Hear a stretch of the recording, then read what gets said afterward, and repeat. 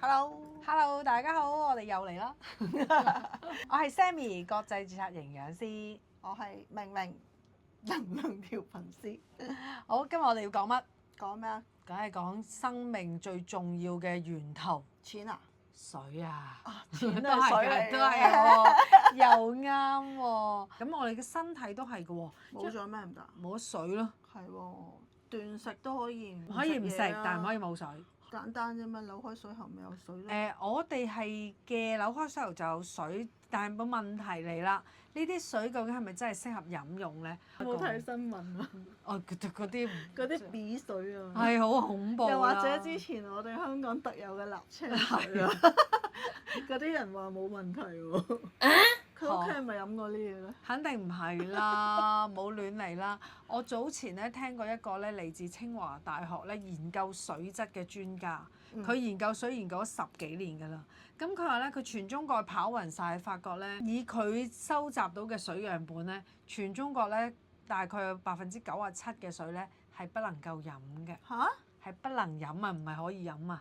咁點啊？點啊？咁佢於是當時咧佢就話啦，佢當時諗緊方法嘅，究竟可以點樣咧處理啲水，而又令到啲水可以飲得翻。咁最簡單嘅方法咧，唔係煲下咪得啦？污糟嘢煲得走嘅咩？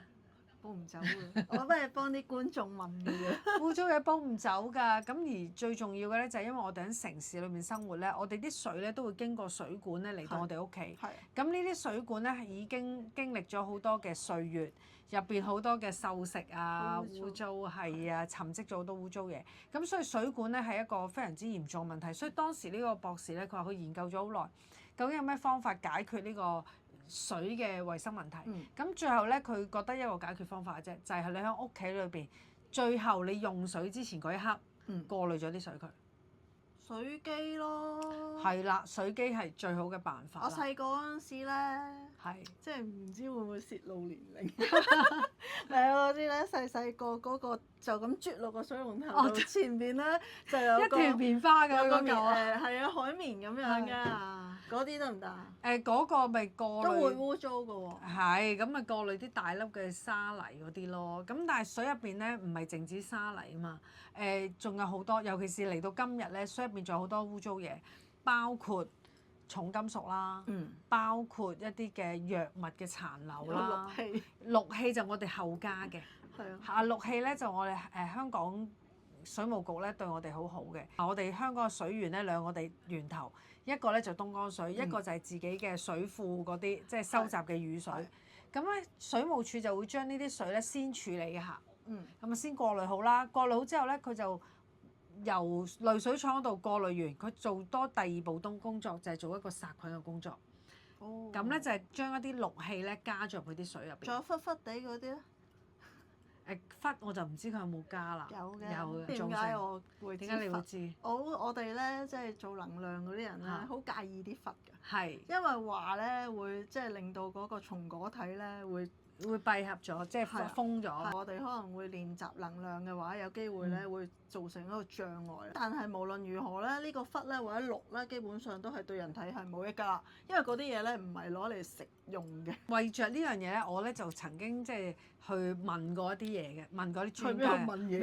問啲專家。求籤咁。真係問專家點解咧？有啲矛盾嘅。我哋嘅身體咧需要嘅元素咧，微量元素咧，氟係其中一種嚟嘅。係我哋身體真係需要嘅。但係唔係咁樣食。係啦，但係又話有啲人就成日話啲牙膏有氟又唔得，啲水有氟又唔得咁於是乎咧，我就問個問題啦。咁究竟邊啲氟我哋先要得咧？即係我哋要嘅係邊啲要得，邊啲唔要得？點樣要啊？應該係點樣同埋點樣要？即係我哋都要鐵質㗎啦，唔通攞條鐵嚟鉗佢咩？呢個咧原來就係重金屬同微量元素我哋需要嘅分別。我哋需要嘅微量元素，譬如鐵咁樣，係我哋身體裏面需要嘅微量元素嚟嘅。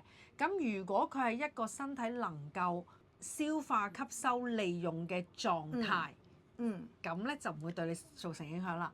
但係如果佢唔係喺呢個狀態，佢而係喺身體無法消化、利用、吸收嘅狀態咧，佢喺身體累積咧就變成重金屬，可能會變成一啲嘅結石啦。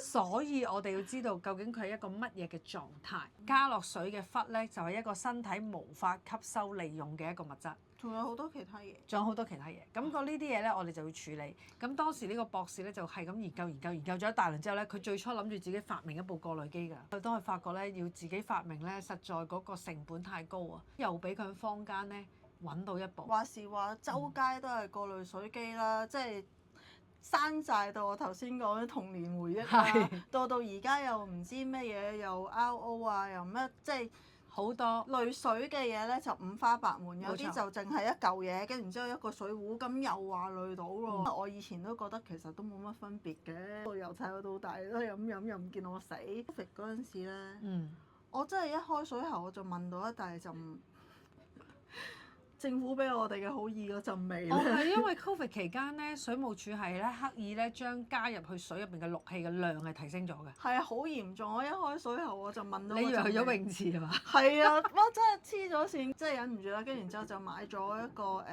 好大牌子嗰啲咧，都係即係賣晒廣告咧，就話好勁啊，跟住又點啊，仲有即熱嘅功能添啊。係好多五花八門啊！但係咧，我裝咗嗰部機之後咧，啲水其實都係有味嘅。咁啊，仲多咗一陣味，我都唔知有啲濾芯有味定咩事。跟住仲要嗰部機發青台。哎呀，係啦，咁我就打電話去投訴啦。跟住嗰個水機公司嗰人好正咁同我講話，正常嘅有青台。咁你個水機點解有青台？佢就叫我洗水壺。我而家唔係我洗水壺嘅問題，係點解個水機過濾完啲水之後會有青台？咁總之咧就講嚟講去都淨係同我講話冇問題㗎，你洗水壺就得㗎啦咁。因為其實啲水都仲係有陣味咧，咁後尾我就認識咗。我哋陣間會介紹嘅水機，我用呢部機咧，呢個品牌嘅水機咧，其實咧我已經用咗，而家數30年咯喎。哇！我因為95年開始用㗎。30年。係啊，我95年開始用㗎。用一部機啊？唔係，其實我已經而家去到第3代㗎啦。我自己咧就由最早期嘅一部咧95年開始用啦，一路用到2005年嘅時候咧就換咗新嘅一代。即係成10年先換嘅。係啦，10年先換。一個家庭電器用咗10年都算係咁啦。咩嗰個濾芯？嗰個濾芯要換嘅，咁都要定期換。佢有一個嘅提醒嘅裝置嘅，佢會計算咧呢部機用咗有幾多水經過咗，即係佢過濾過幾多水之後咧，佢就會提醒你要換芯啦。咁我又覺得呢個好 make sense 嘅嚇，因為我屋企用得多水，你屋企用得少水，咁我快啲換，你遲啲換係呢個好合理啦。舊年咧佢就再出一個最新啲嘅 model。點解會再出？我就買嗰個新嘅。係啊，你正，你買最新 model。點解會係再出 upgrade 呢個新嘅 model 咧？而家水入邊嗰個污染物再多咗，其實舊嗰部已經好勁㗎啦，都160幾種污染物。咁而家新呢部咧去到170幾種，連一啲叫做微膠粒都可以過濾得到。而家好嚴重。咁而佢個殺菌能力咧有一個紫外光燈殺菌，由咧以往咧99.99%其實都已經好勁啦，99.99，而家係99.9999。哇！即係我覺得啲科學家咧真係好癲嘅，點解會追求到咁樣？換句話説咧，部水機開水喉咧，啲水咧就可以直接飲用啦，冇錯。咁啊事不宜遲，究竟呢部機點嘅咧？係，咁我哋做個示範俾大家睇。咁啊呢一度咧就係我哋個濾水機裏邊咧拎出嚟嘅濾芯嚟嘅，擺咗落呢個透明嘅工具咧，係方便大家咧睇到佢嘅過濾嘅能力嘅啫。好啦，咁呢一度咧我有個透明杯啦，而家咧我就將一啲咧響水喉斟出嚟嘅水倒出嚟，普通水嚟嘅。好啦，大家睇到呢啲水咧，望落去咧，疑似乾淨。係啦，透明嘅。疑似乾淨嚇。係啦，我哋平時啲水都係透明嘅，唔係有啲國家好慘啊！啲水咧一開出嚟係黃色或者黑色㗎。有啲落後啲嘅地方咧就會咁樣。好啦，水入邊有啲咩咧？呢個咧叫礦物質測試燈。咁大家見到咧，拎出嚟着燈，拎出嚟。懟埋啲啊！懟埋啲好。嚟拎起係冇燈嘅，放落啲水度着燈就係咁啦。好啦，點解佢會着燈咧？因為水入邊咧有一啲礦物質，佢能夠導電，所以呢眼燈咧就能夠着得到啦。我哋飲水都係需要呢啲礦物質。需要有礦物質嘅。如果飲蒸餾水咧，啲蒸餾水入邊完全冇礦物質咧，我哋身體係好難吸收嗰啲水嘅。其實呢個水入邊有嘅礦物質咧，最主要嘅一個作用咧，就係令到啲水咧，我哋身體容易啲吸收。係啦，咁所以水入邊係有礦物質。同埋咧，如果啲水係純水嘅話咧，咁喺營養方面我哋都係會出現問題。會如果你長期咁用蒸餾水，容易甩頭髮㗎。好，咁跟住落嚟咧，我哋咧就有一個咧叫做氯氣測試劑，就滴落去呢啲水嗰度。咁咧就會見到咧啲水咧就會變色嘅，會由一個透明嘅色咧變成黃色啦。咁大家平時會攞呢啲水嚟做咩咧？你會唔會沖個茶咁咧？睇到黃色係咪？係啊，睇到。好，咁我呢個樽仔咧放啲茶葉落去，就將呢啲黃色嘅水咧倒落去沖茶。沖個茶飲下先。哇！睇下即刻變咗透明啊！因為咧，因為啲茶葉吸收咗啲氯氣。哦，咁我沖茶咪得咯。咁你知唔知吸唔吸收得晒啊？你又繼續飲？唔知喎。咁咪一樣飲埋一齊咯。哎呀！哎呀，就係咁。哎呀，咁啊唔止沖茶嘅，我哋仲會攞佢嚟洗米啊、洗菜啊、洗生果啊、洗自己啊。咁其實咧，全部咧都會吸收氯氣嘅。係啊！我去完咧泳池度游水咧，我就會有啲皮膚敏感。因為泳池嗰啲氯氣，我哋皮膚會吸收。好，為咗加強視覺效果，讓大家容易啲睇到咧，我哋咧就加咗啲蜜汁咧落去呢個杯度。哇！勁啊！而家變咗蜜汁水啊！係蜜汁水，你咁樣飲唔飲啊？唔係啩？你一定會飲啦。問題係邊個會飲？邊個係冇人會飲？個重點係好多時我哋唔會知道啲水入邊有污糟嘢咯。咁而家我變成蜜汁，擺啲蜜汁落去，你見到你梗係唔飲啦。但係好多時我哋就係見唔到。睇唔到。係啦，我而家咧就將呢啲水咧倒落去咧呢個濾芯裏邊啦。好，一路倒晒落去先。哇！好啦，倒咗落去，咁咧擰翻個蓋。呢個就係部機嗰個濾芯。個濾芯係啦，呢個只係一個示範工具啫，部機唔係咁嘅樣。一陣再俾張相大家睇。好，咁我哋跟住落嚟咧，下一個步驟咧，我哋就將啲水咧泵，由個濾芯嗰度咧，將呢啲蜜汁水咧泵翻出嚟。咁即係啲水咧，呢蜜汁水會經過個濾芯啦。咁呢個其實係一個活性炭嘅濾芯，佢能夠有效咁樣咧，將水入邊嘅污染物咧吸收咗，但係咧可以保留咧水入邊嘅礦物質。啲蜜汁水變翻透明。係啊，變翻透明啦，冇錯啊！哇，完全變翻晒透明。好，